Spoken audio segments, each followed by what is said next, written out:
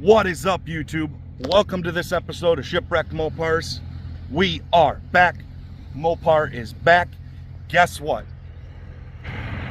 I see a Hemi in that new car. Yesterday we got the amazing news. Amazing news. SRT is back and Tim is in charge.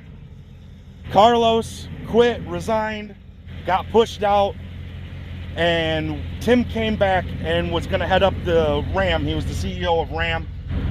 And just yesterday they announced SRT is back. What does this mean going forward for the Mopar Nation, the Mopar Brotherhood? Well, I'll tell you what I think. I want you guys to jump in the comments and tell me what you think. Let's talk about this. Because 10 years ago, when they did the Hellcats and the 392 Chargers, everything really picked up and it got crazy fast. And they really ended it off on a bang with that 170. Well, now we've got a new variant of the Charger. There's no Challenger. I do see a Challenger coming back. I 100% feel like we're going to get another Viper, super low production, super fancy sports car. As far as these cars go, obviously we won't see this body style again. I believe it's over. It lasted 8 years, 15 to 23. And I mean, it was really a carryover from the 11s to 14s too. The middle of the car is much the same.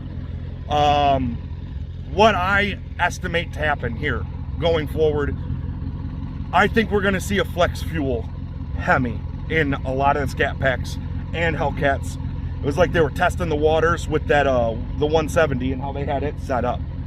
So with that said, I want you guys to tell me what you think is going to happen. I'm super excited about this. You know, in 21 the administration changed here in America, and it was looking like we were going to get a bunch of crap shoved down our throat that we didn't want. Nobody asked for an EV charger. We did ask for a two-door charger. We've been screaming about a two-door charger for, I don't know, probably 30 years. The real Mopar guys. Real Mopar guys. Boomer Mopar guys. Sorry, I know that's a lot of my audience. This is not a Charger to them. This is a family sedan. Well, it pushes all the Charger buttons for me. Go fast grooves, cool taillights, front looks cool, Hemi, runs 12s. I mean, this is a Charger, guys. I know it's hard to believe it, but the new one was like a slap in the face to all of us real Mopar people. You know, because all we wanted was this, a two-door variant of this would have been perfect. But we got a two-door EV that literally no one asked for, and that was Lady Liberty was going to shove it down our throats. Well, administration's changed again. Carlos Tavares, adios. And guess what? We're back. We are back, and I want you guys to jump in the comments. What do you guys think's going to happen?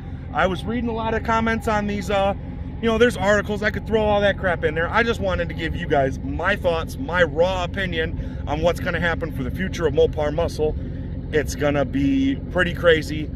I see all-wheel drive, ethanol, flex fuel Hemis in these cars. I don't know if they're going to call it a Gen 3, because it might, maybe they'll do some revisions. Maybe they'll fix the lifters that fail. And we'll have a Gen 4 Hemi that's E85 capable. You can turn it up. Maybe the Scat Packs will make 700 like the Hellcats did. Who knows? All I know is with Tim at the wheel, possibilities are endless for another, muscle car era 3.0. Because the last one we went through, this is part of muscle car era 2.0. The first one ended in the 70s with the gas crisis. What, 71? They started really gutting the cars as far as performance goes. And then by 73, it was a wrap. Everything was ugly, had crash bumpers on it, and it was over. It was, yeah, they tried. There was like the petty kit cars and Magnums, but I mean, it was not the same ever again until that thing got a Hemi.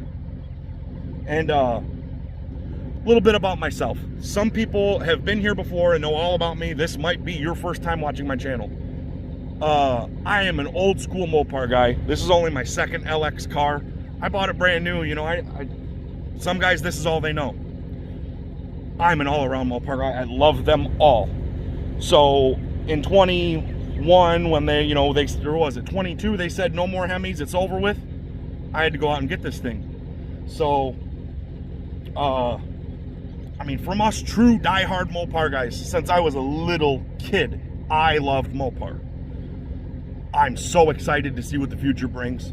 Like I said, I jumped in the comments on all these little articles, and you know, I've seen names like maybe they'll bring back a Neon. That would be a great idea. We need a turbo 4-cylinder, you know, to compete with the Racers and just everything else. That was a thing that's missing. We're also missing a mid-sized truck. Let's get a Dakota going again. There's ways that Stellantis can bring Mopar back from the dead. They just have to understand what the American market wants.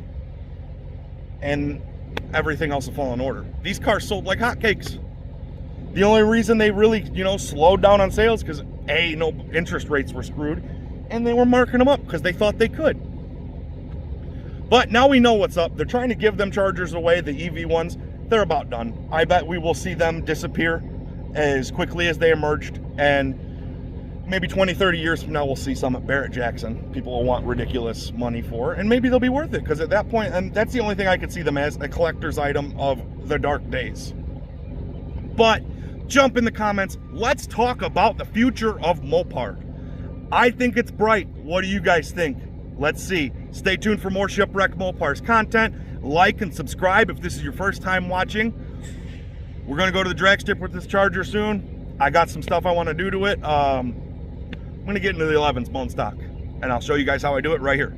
Stay tuned for more Shipwreck Mopars. Have a good night. See ya.